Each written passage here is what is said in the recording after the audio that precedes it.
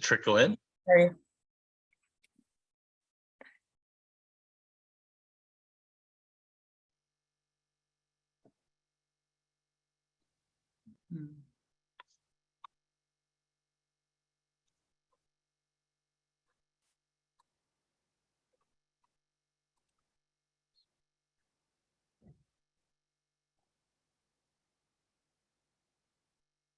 Thanks for joining, everyone. We're going to go ahead and give everyone just about another 30 seconds, and we'll go ahead and get started.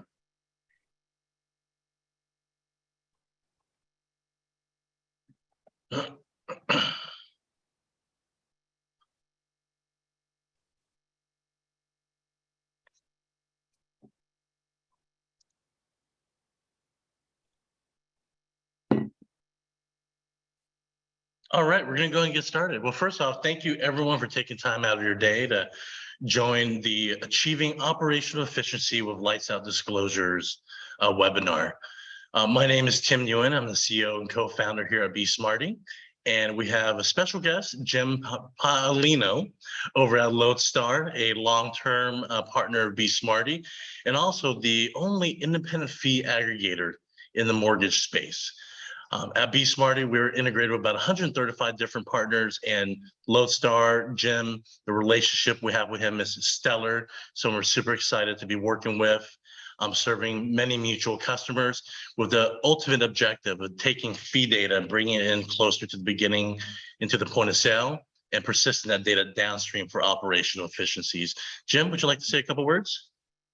Yeah, Tim, thanks so much for having me today. I really appreciate it. I think this, the value prop of what we're going to talk about, I think is really, really important for folks. And even though we're going to be talking about lights out disclosures, I think it might as well be just a lesson in automation and the importance of automation for folks, especially in this market. So I think there's a lot to take out of it. As you said, LodeStar, we're in our 10th year now. We're the only company focused on closing costs exclusively, independent provider of data, and ultimately we just help lenders save time and money. And I'm excited to talk about how lenders can save a lot of both of that today. Awesome, thank you, Jim. Okay, so moving on to the next slide here. So, we wanted to start off with some fundamentals. What are lights out disclosures? You might have heard the term out in the industry. You could quite simply call it automated disclosures, initial disclosures. What it is essentially at the end of the day is for the ability for a consumer that's going through a point of sale or a loan officer taking an application to self-generate initial disclosures without any manual intervention. So as we move into a world where originations are down, we're looking at operational efficiencies.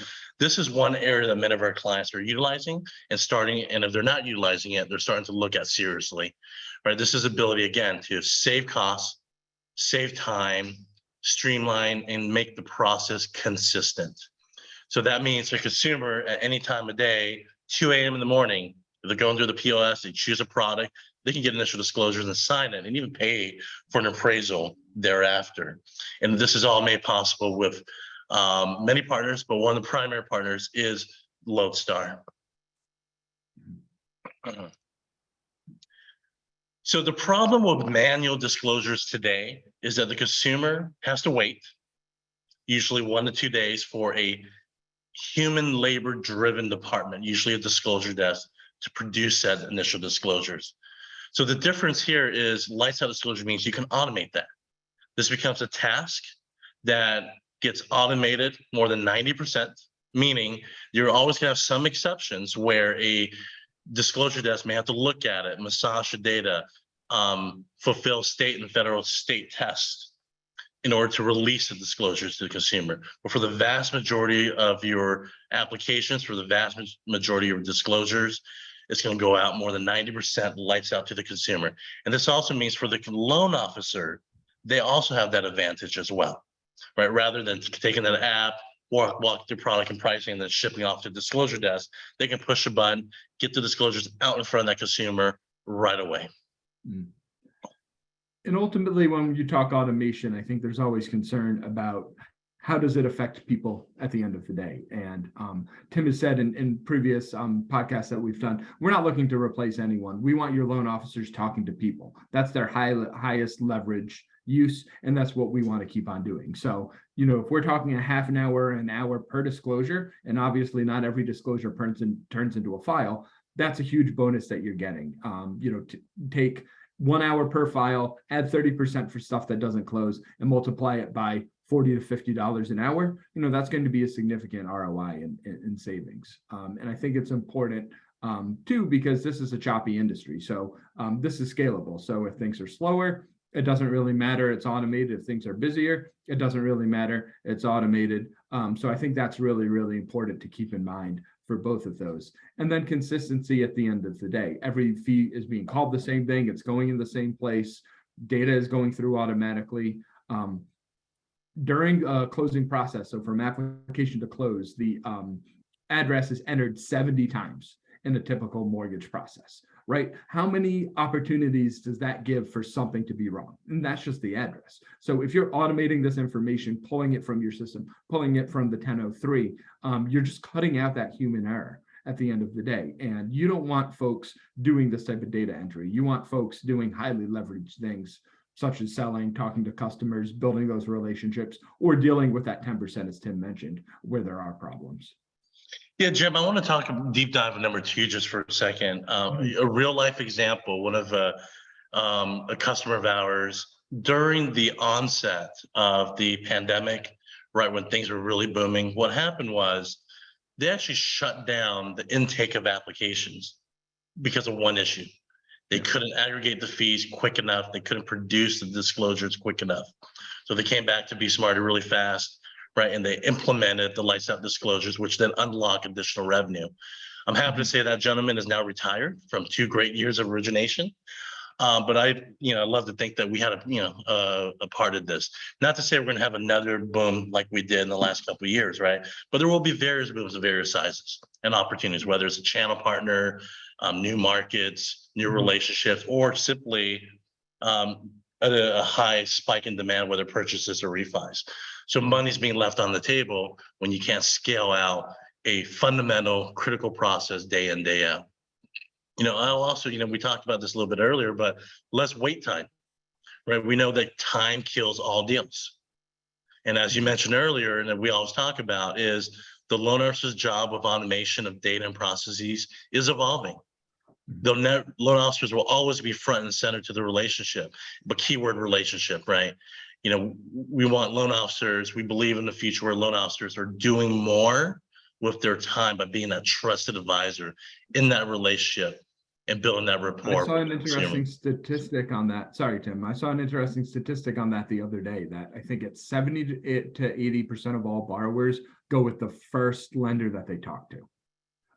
So that means you need to get to the customer first. So that's not only getting to them, but staying with them and being able to get information to them as fast as possible. So if you have to wait the 2 to 3 days that you're able to for a disclosure, but that gives the chance of them talking to someone else or them getting a disclosure or something to sign first, there's a good chance of losing that sale. So this, at the end of the day, there very much is a race to a borrower. We all have short attention spans. As a millennial, I can attest to that.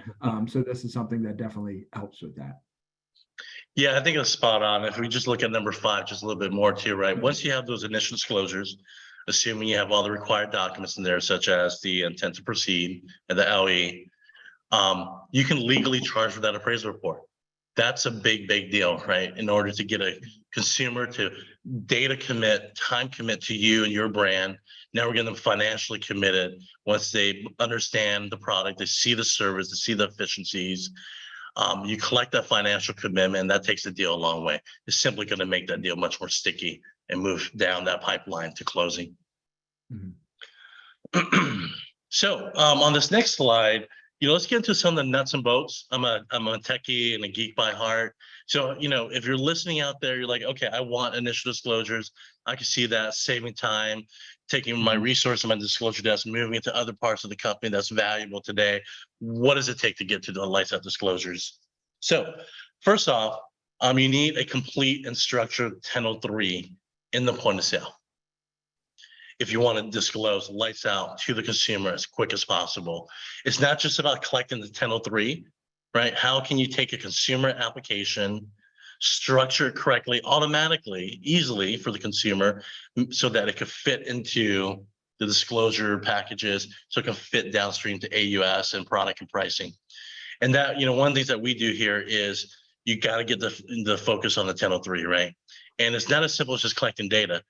It's the linking of the REOs and mortgage liabilities, for example, complicated things that even loan officers trip up over, right? So you got to find a way to make it easy to collect that 1003 from your consumer in a manner that's already structurally sound, so it can pass the audits downstream to the doc companies. The second thing that you're going to need is product and pricing. At a minimum, you're going to need at least daily updates for the right 30-year fixed, right, at the certain par rate. But more sophisticated, you need that product and pricing, you need the terms, the rate, the APR in those disclosures. So product and pricing, very important. And wherever we talk about, rates, we got to talk about APR, which means we got to talk about fees. Mm-hmm. Yep, and that's really important at the end of the day because of the pain of getting them wrong. So you need to make sure you're disclosing local fees, third-party fees that you don't necessarily control. And that's always a big hiccup to this and what leads to a lot of waiting time, because we see a lot of customers either templating this manually ineffectively, or they're waiting on partners to get this information. So I would say those are non-customers. Our customers are able to automate this, do this quickly, and that saves you a crucial amount of time and also lowers your risk a lot, which is something we'll get into in later slides. So once a company like LodeStar, right, brings in those fees, we calculate APR, we populate the loan estimate with loan estimate quality fees that LodeStar provides. The next thing, right, that has to happen is automatic state and federal tests. Right, we got to run it through the system, and it's really black or white. It either passes or doesn't. If it doesn't pass, it gets escalated to a manual review, right? So that's how you can take 100% of manually disclosed records down to about 10% or less. But for all the ones that pass state and federal audits, that gets released, right? So then we generate disclosures with, your doc provider of choice. That could be an IDS, it could be a DocMagic, it could be a Docutech. And then we take that ability, we move, we get that sign, but then one of the biggest gaps that you're going to find usually, right, when we trigger disclosures outside of the loan origination system is ability to record the disclosure tracking entry into the system of record, right? And different LSs have different mechanisms to do that. Some don't. But some of the more popular and largest LSs have either recently released this ability or they have already released it in the past. And Tim, what's the advantage of doing all that outside the LOS? It's speed. So what we find in our client base is there's a desire to move the loan officers and even now the processors into the point of sale.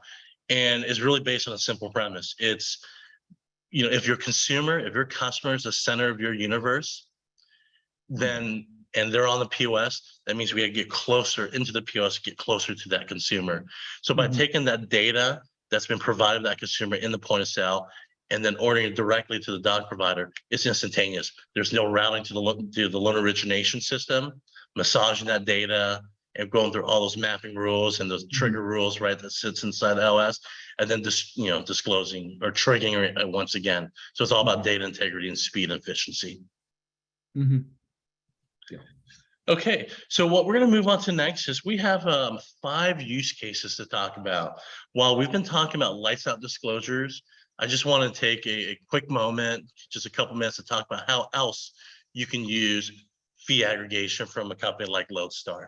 So use case number 1, right? So just take the disclosure hat off just for a moment. We're going to go through a couple use cases here, practical stuff that's happening today. So especially if you are a consumer direct lender, or you're already in that line of business, or you're looking for to open a channel as such, the consumer marketplace is one critical area. This is where a consumer goes to a marketplace where they can search for your banks, your non-banks product and pricing. And where you show product and pricing, you're going to show fees, right? And this is where the LodeStar data comes in to populate fees. This is typically an anonymous search. It's what we would call in our business a marketing qualified lead, right? Someone that's not sales qualified, they're not ready to proceed with an application yet. They're just shopping, they're just learning, they're just understanding. And consumers today demand a couple of things. They want it easy, fast, they want it transparent. What do you got? One important thing. What does it cost? I think one also important thing about the consumers is in many cases they don't know about fees. So it's important to have those in there. And what we see, even though you're not going to be held to tolerance on fees that you're quoting there, what a lot of companies end up doing is they overquote. They say, hey, let's include 3%, 4% of the purchase price. Those will cover closing costs. That'll be fine. And that might work in some places, that could be accurate, but it won't be in a lot of places. Now you have a number that could be 1,000, 2,000 higher than a competitor. What do you think a customer is going to do when they're comparing apples to apples at the end of the day? So we're going to talk a lot about kind of this time that you save through doing this, but there's a huge sales component, because if you're trying to overestimate and play things safe, you could be losing out on some sales. And having a conversion rate that's 1%, even 5% higher is going to make a big difference, because you're already doing a lot of work. Yeah, that's a great point, Jim. We hear that from our customers all the time. It's a competitive market. Every dollar matters and people are looking, right? So moving on to use case number 2 here. So this is a bit of an extension of what we just talked about. So as a consumer is searching for product pricing and fees and costs and cash to close estimates, they're looking to get educated. What is this really going to cost me, right? They're going to want to subscribe to Rate Watch. So they can subscribe to a rate, or they can get the updates on a frequent basis. This will help your engagement and re-engagement. And this data could be sent to your CRM. The data can be made available to your originators, so they understand the journey of that consumer. What are they looking for? What are they looking at? When are they looking at it? And what really matters to them at the end of the day. And ultimately, we find that there's 3 things a consumer cares about. What their interest rate is going to be, what their monthly payment is going to be, and their cash to close. So the more clearly you can communicate those 3 things to the consumer, the better able you are. And this is a great way of being able to do that very quickly in different scenarios. Absolutely. So moving on to use case number 3 here. So everything we just talked about was a consumer being anonymous. They go to a lender's website, they search, they're getting educated. Here is when they actually make a buying decision, right? They contact an originator, or they simply decide to apply on their own. That happens about 40 to 50% of the time in most traditional retail organizations that we see. It's not just limited to consumer direct organizations here. So in this particular case, once they see what they're interested in, they can apply for it. Or if they have that relationship with your originators, they're building a rapport and they receive a URL from that originator. Okay. In these particular cases, they step to a 1003 that's going to be complete and accurate. And at the end of submitting that application, rather than saying, hey, thanks for your application, someone such and such is going to get back to you, the journey for that consumer persists. Now they're seeing products, pricing, and fees. They're seeing APR, they're seeing cash to close. That's accurate based on their scenario. And then that then leads into a world where they can even go to lights out disclosures right then and there. Imagine that's power. A consumer's doing an application, they're bought into your brand, they like what they see, they're ready to commit now. Don't make them wait till tomorrow, right? Get that commitment as soon as possible. Same thing, your loan officer's got so on the line. Don't make that loan officer wait or have that consumer wait any longer than need to. You can jump through the data, you can jump right into lights up disclosures with the technology and the automation that exists, coupled with the LodeStar fees of fee aggregation at the end of the day. And that goes to the point earlier that 70% of borrowers go with the first lender that they talk to. If you're able to keep that journey and keep them moving, there's a much better chance that you're going to stick in that 70%. Yeah, absolutely. Now, this, what we call loan officer quick pricing, is basically the ability for a loan officer originator to be usually on the phone. They're talking to consumer, they're collecting data, they're running different scenarios. What if this? What if that? What if you put more down, right? What if I buy it down? What if I don't buy it down? What's my cash flows? That conversation, it's a serious conversation. It's a buying conversation. It's an inflection point in the sales funnel for everybody.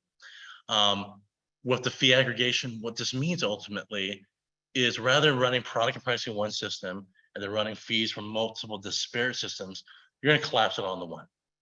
That means less work for your originators, consistency for them, but more importantly, better, quicker, accurate answers to the buyer, to the consumer, as quick as possible.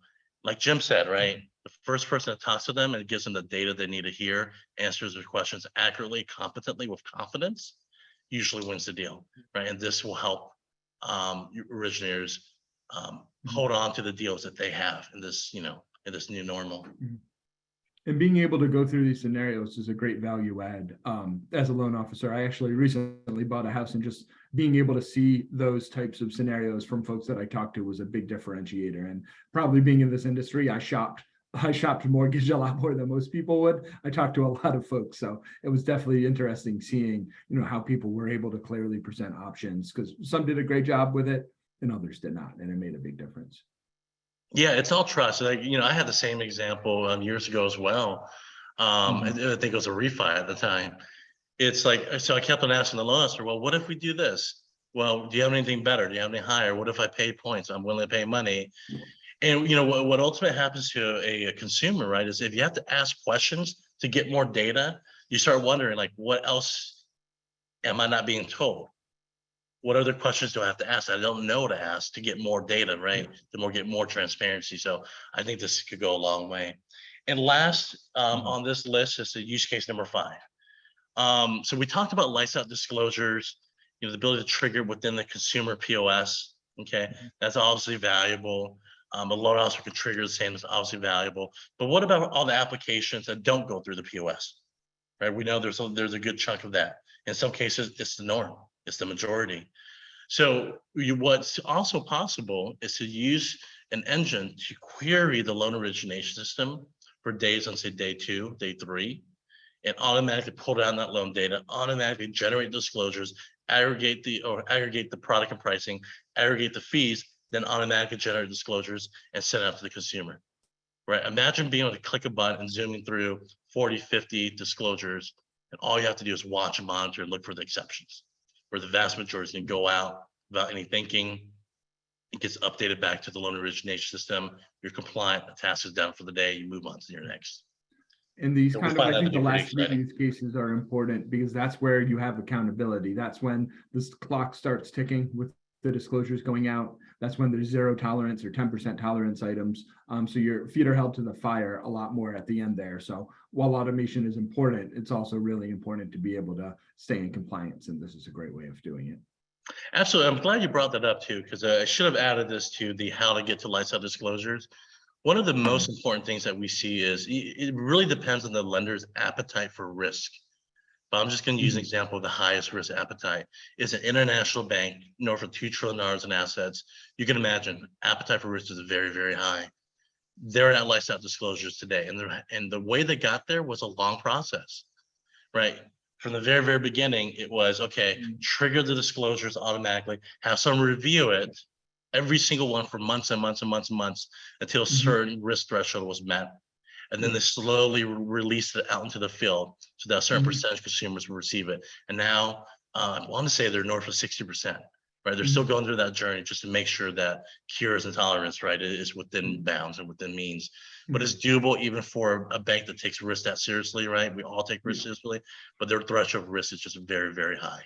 I think that's a really important point too, because it's not it's not a lights out process in terms of converting all of your disclosures to being lights out, right? At the end of the day. Sorry if that's a little confusing, but it's iterative, right? It's slowly but surely you're chipping away at what you can automate.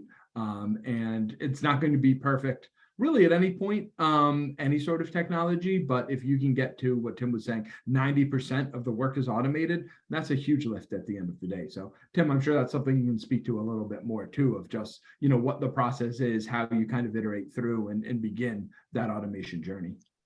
Yeah, I think about like email. I still do most of my communication through email, and I get off the phone. But when I'm on the phone, it's much more meaningful. It's much more impactful. It's much more productive, right? And we look at technology the same way. Technology is not going to save, right? We look at it from people, process, philosophy, and then technology. Technology is not a cure-all. It needs to be wrapped around the right philosophy of the company, the people, the processes, the training, right? To really unlock potential technology as a whole. Well, now I feel extra honored when you give me a call. So. So, we're getting towards the end of it. We're going to go through some Q&A. Before we go through some Q&A, I want to talk about the relationship that we have with LodeStar. It's one thing to be integrated with somebody, right? Everyone's got APIs and SDKs, and we do the work and it's integrated. But I cannot stress enough the importance of the relationship. When things go bad, when there's disputes, disagreements, when there's new opportunities to tackle, right? I think it's super important when you look at your ecosystem of vendors, that those vendors actually like each other, that they actually want to work together, that they respect each other, and they're all on the same wavelength, right? That way you can capitalize on opportunities faster, you can solve problems faster, and simply, you hear me say this a lot, Jim, is life is short. Let's work with people we enjoy, and we absolutely love working with LodeStar. No, I appreciate that, and it's likewise. While we're both tech-enabled companies, at the end of the day, we're customer service organizations, and if you can't keep the customer happy, good luck, right, with anything. And that's, I would say, anytime someone asks about really either of our companies, the differentiator, I always lead with customer service. We pick up the phone, there's someone to talk to. There's problems, sure, there's going to be problems, but we're able to fix them. You know who you can talk to about it. You can get a real person on the phone. And I think that is hugely important when you're dealing with this type of stuff, and also how risk can compound at the end of the day, which I think is a question we're getting to in just a minute here. And one thing that we're seeing too, when you go through those use cases, it's really interesting, because if you had asked me the question maybe 3 years ago about our use cases, we were solely number 5. We were solely disclosure desks. Right when that loan estimate had to get out.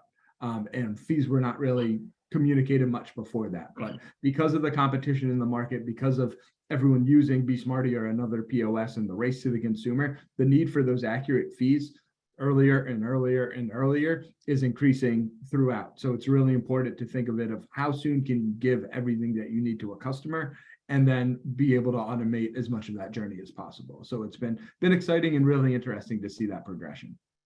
Yeah, I'm sure we're going to see more use cases for your data as well. Yeah, here's hoping. Okay.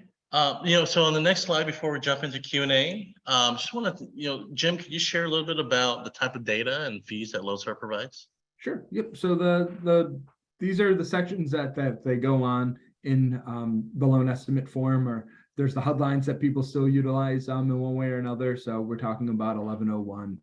The 1200 section as well. And they come down to 3 big buckets: the fees from your title agents. So fees from different providers in the country that you're working with. We're able to set those up, work with those providers. The other bucket is the title insurance premiums that go through underwriters. We're integrated with folks directly to be able to automate those, guarantee that data.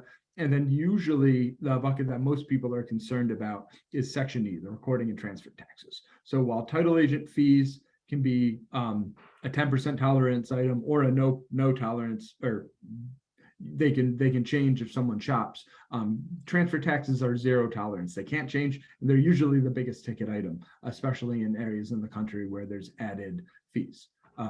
Or just more expensive fees in general. So that recording fees and transfer taxes is usually the biggest risk area. There's a lot of different loans that we support. HELOCs are becoming more and more popular, and we're constantly expanding. So beyond these that you see here, we're adding appraisal, pest, flood certification, engineering certs. If it's a third-party fee you need to manage, we can help. This is really how we view this. And as we're moving into the questions, please send anything into chat. We do have a few that were sent beforehand. And we also, at the end of this, have raffle winners to announce as well. So please hang on so you can see if who's going to be winning. And Tim, I believe that's an Amazon gift card. 2, yes. Mm-hmm. Yeah. All right. So, Jim, before we move on to this Q&A here, one thing I want to go back to the other slide if we can. I could have sworn that you also handle property taxes, correct? Yep. That's called out here. Yeah. So real estate taxes and the prorations, and those aren't necessarily tolerance items up front, but it's also just part of giving an accurate idea of what those prorated costs are going to be. Okay, great. Just want to make sure the audience knows that. Thank you, sir. So we did get a question into chat here too, if you want to start with that. Or we can wrap these up at the end too, either way. Yeah, if you want to raise a question, Jim, we can take it now. Sure. I think this first one is for you. So it was a little bit about understanding how does pre-qual work now when you're looking at these disclosures, pulling credit, AUS, the things that need to happen when the 1003 comes in before a disclosure can go out that someone could potentially sign? Yeah, so I'm going to assume, right? I mean, we won't get into the debate about what pre-qualification and pre-approval means. It means different things in different statutes and organizations and interpretations. But the way we look at it here at BeSmartee is pre-qualification is something that is, you have a consumer provided data, usually consumer provided FICO. We run into product and pricing eligibility, if they're eligible for the products, if the credit profile matches, you have a pre-qualification. Now, pre-qualifications are starting to get a little bit more sophisticated. If you look at DU, Fannie Mae's early assessment as a pilot program that BeSmartee is a part of, as an example, there's this ability to then, what I would say, elevate the traditional pre-qual beyond just eligibility. We tend to look at then pre-approval as where you put in conditional AUS, right? The GSE AUS, proprietary AUS.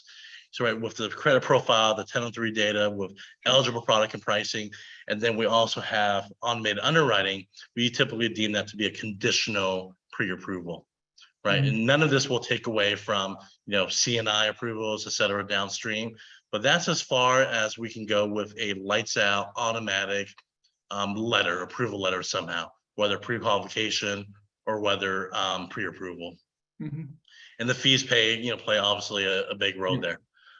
Anytime that if you get a pre-qual, right? Well, the TBD property, for example, we're going to be running the pre-approval package, right? The TBD package that you have your doc provider. The fees should be there as well. If a product is known, if an address is known, right? We go through the whole shebang. We need those fees accurately in order to provide disclosures upfront.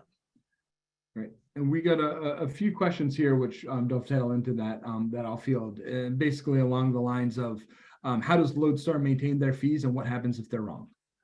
So in terms of real estate taxes, we can pull from the municipal records anywhere where a county's online, which is a majority of the country. So we pull actual historical taxes of what they paid in the previous year. And that's how we're able to estimate the prorations, as well as have the due dates and do the estimates that way. And any cushions that provided, typically we see about a 2-month cushion on the escrow payments.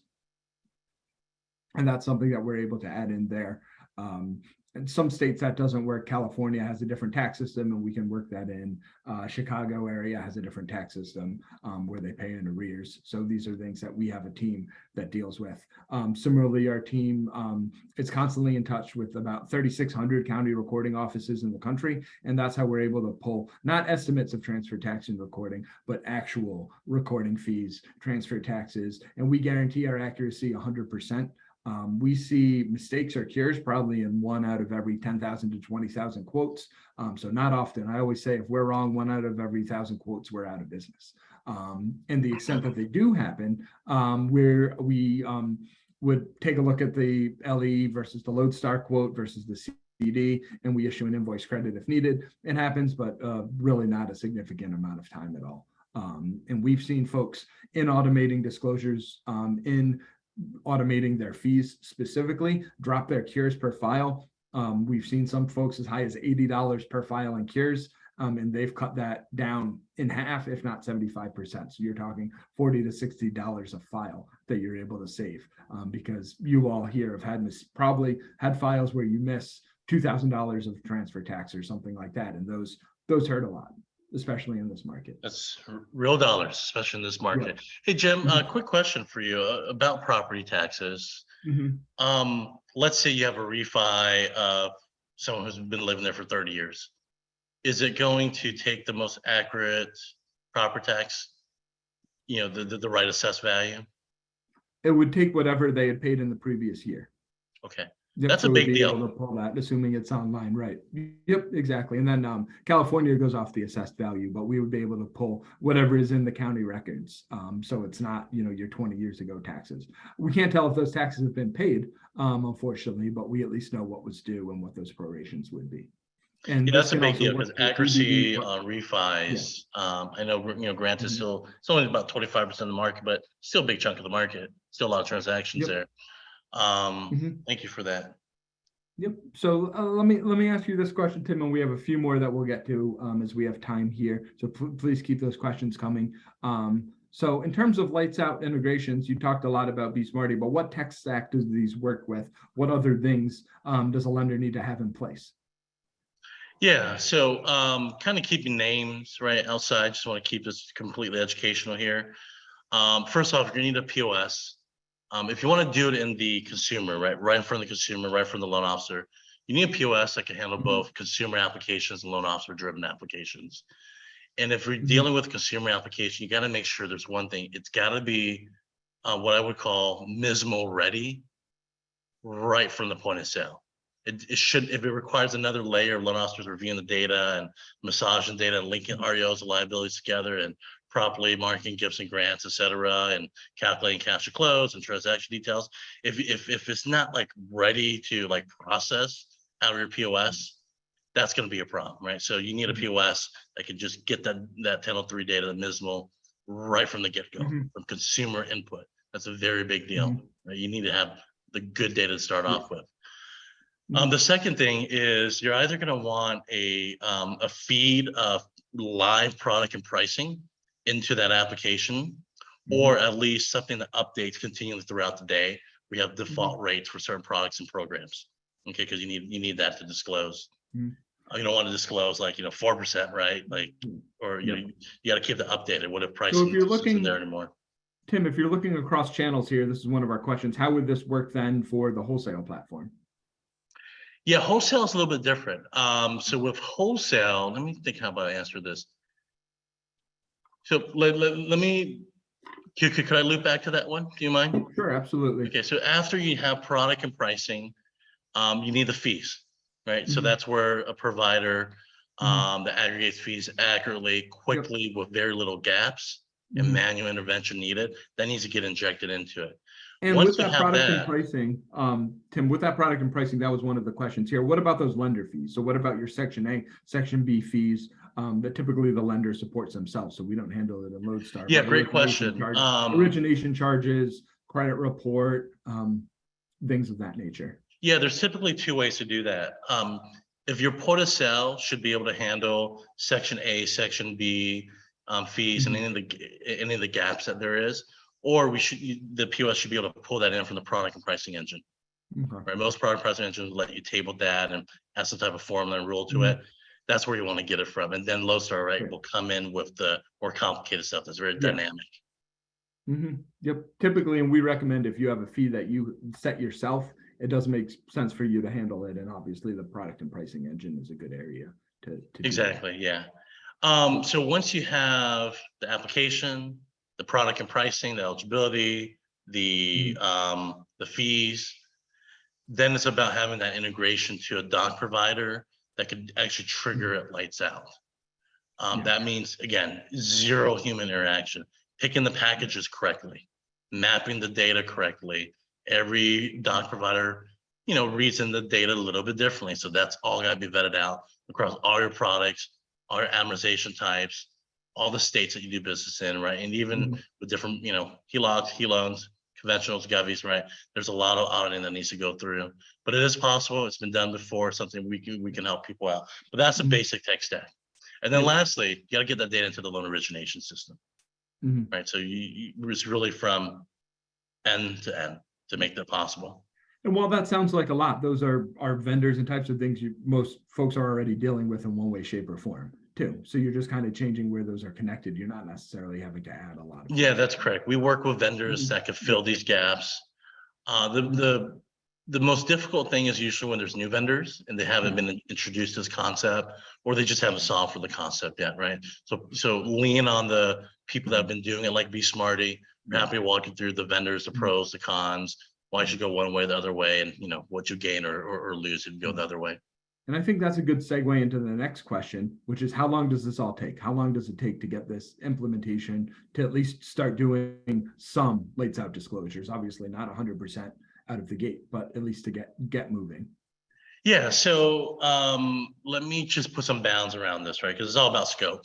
Mhm. Let's say it's a conventional govy lender, typical purchase refi, right? They do jumbos, they do high bow, they do conforming, obviously.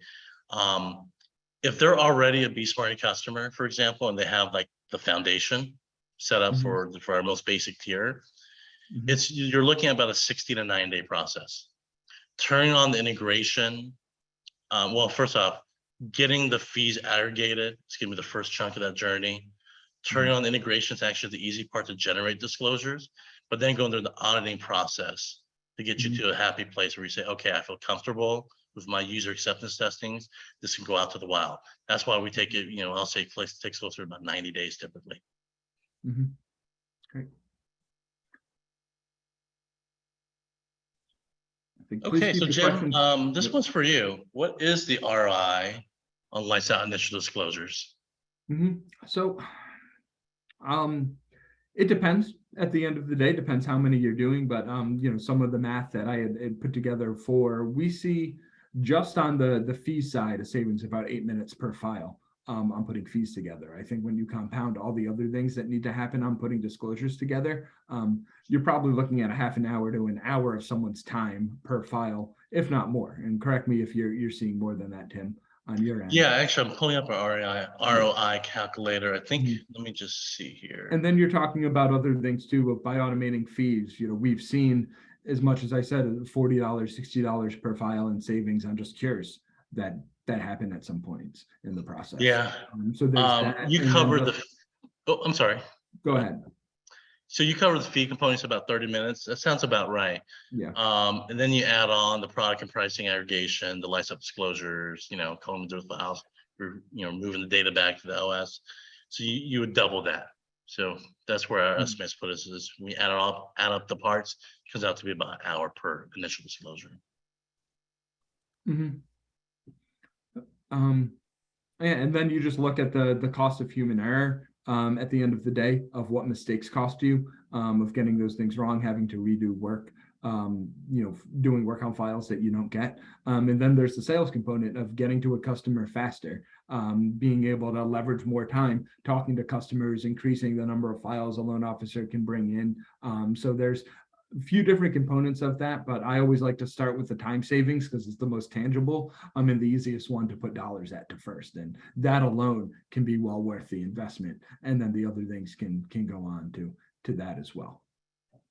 Yeah, I'm glad we're talking about ROI, right? So many Yeah, times do we make decisions about on really yeah, knowing how we're going to measure success. yeah. But I think I here it's think pretty a pretty clear. common thing too is the attraction of the shiny ball of technology. If this looks really cool, let's use this. You need this ROI. You need to know how it's connected with everything else. That's why we've been talking about this partnership in general, but also all the other integrations that you need. Because if you don't have that connectivity, you're not going to save any time at the end of the day. Yeah, if it's important, you got to measure it and track it. Yep. All right, moving on to another FAQ question here. And by the way, these questions are the most typical questions we Yeah. usually get. Thanks, the audience brought in some additional questions. Please keep it Yep. coming. If we have Jim, what one, are the we'll risks circle back associated? to a question before after this, but keep them coming after if there are any more additional questions. What are the So risks, Jim, associated with lights out disclosures? What do people got to be mindful of? um, getting stuff wrong at the end of the day, right? So the problem with automation is the good and the bad thing is you repeat the same thing a lot of times so a person doesn't have to do it. If you're repeating something that's a mistake, that can be a problem, right? If you have something wrong on a file that's causing $100 cure per file and you're sending out 10, 100 disclosures a day, that compounds really quickly, even if that number is not 100 or $10 or whatever it may be. That's always a risk. And anytime we do see a cure, as someone had asked before, we always look at affected files and making sure it's not continuing to go out, because that compounding is where we typically see the cost and the error. So not only a compounding of a fee being wrong, but if something's mapping to the wrong place, so now the first thing a loan officer has to do is manually change a file, that's going to change, right? That's going to affect it. So really, these are all things that need to be tested for. And if you go through the proper process of including your team in the testing, looking at use cases that are very common for your company, that's how you're going to really mitigate a lot of these potential risks of just things going wrong. I would also say you always have to keep an eye on the end product of what's the customer experience with this, what's going to the customer, is this something that makes sense? Obviously, BeSmartee does a good job branding things and putting your information on it, but you always want to put yourself in that customer borrower hat to make sure things are going through correctly. And Tim, I'd flip that to you too of other risks that you've seen. Yeah, there's two more additional risks that that I like to add. One's technology risk. The integration could be down for that moment in time, right? So you have to guard against lack of data. So for example, in our system, what we'll do is if there's no fees in section C and E, because that's the most high dollar amount usually, we'll just reject it as a complete hard stop. For some reason, it's zero. It shouldn't be zero, right? Yeah. So you got to have those type of safeguards to defend against technology risk as well. And the last thing I would say is timing risk. You can't just turn it on and forget it.